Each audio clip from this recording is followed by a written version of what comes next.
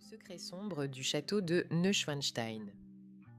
Mes amis, aujourd'hui nous allons parler d'un château en Allemagne, qui semble tout droit sorti d'un conte de fées.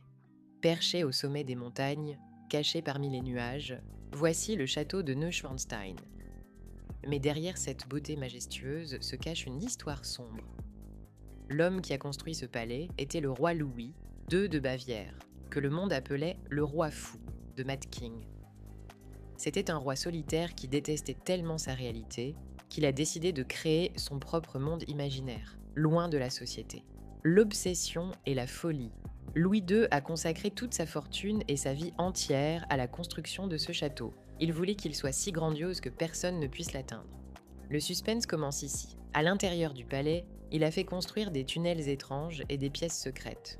On raconte qu'il y passait des heures entières, seul à parler à des personnages imaginaires. Il vivait la nuit et dormait le jour, simplement pour éviter de croiser le regard d'un autre être humain. C'était un homme brisé, cherchant refuge dans les pierres et l'art. La chute et le mystère, 5 heures à 8 heures. Mais cette obsession a mené à sa perte. Pour bâtir son rêve, le roi s'est lourdement endetté.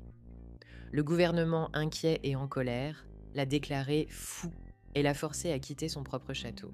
C'est ici que l'émotion atteint son sommet. Seulement un jour après son arrestation, le corps du roi a été retrouvé flottant dans un lac voisin. Jusqu'à aujourd'hui, personne ne sait s'il s'est suicidé ou s'il a été assassiné. Le mystère reste entier. La plus grande tragédie est que pour ce château, il a sacrifié son trône et sa vie. Mais il n'a pu y vivre que 17 jours. Aujourd'hui, Neuschwanstein est la fierté de l'Allemagne et attire des millions de visiteurs chaque année.